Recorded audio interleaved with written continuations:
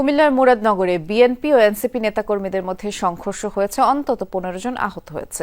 বিকেলে মুরাদনগরের আল্লাহর চত্বর এলাকায় এই ঘটনা ঘটে। এনসিপি নেতাদের দাবি, এলজিআরডি উপদেষ্টা আসিফ মাহমুদ সজীব ভুঁইয়ার বিরুদ্ধে অপপ্রচারের প্রতিবাদে একটি বিক্ষোভ মিছিল তারা বের করেন। মিছিল শেষে ফেরার সময় পেছন থেকে তাদের উপর হামলা চালায় স্থানীয় বিএনপির লোকজন, আর এ সময় উভয় পক্ষের মধ্যে ধাওয়া পাল্টা ধাওয়া হয়। এদিকে বিএনপি নেতাকর্মীদের অভিযোগ, আসিফ মাহমুদের নির্দেশে স্থানীয় বিএনপি নেতাদের বিরুদ্ধে করা মিথ্যা মামলা প্রত্যাহারের দাবিতে পূর্ব ঘোষিত কর্মসূচি চলছিল তাদের।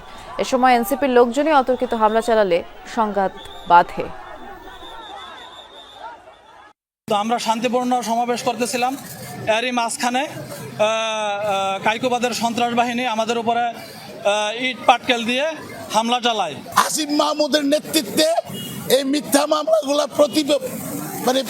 মামলাগুলা উঠে নেওয়া এবং এই মিথ্যা মামলা যে মুরাদনগরে না হয়। এনসিপি যখন মিছিলটা করে যাওয়া ছিল, তারা চলে যাচ্ছিল, ঠিক এই সময় পিছন দিক থেকে আসলে ঠিক ওইভাবে আমরা আইডেন্টিফাই করতে পারি নাই, কিছু লোকের উস্কানিতে পরে দুই পক্ষের মধ্যে ধাওয়া এবং পাল্টা দেওয়া হয়।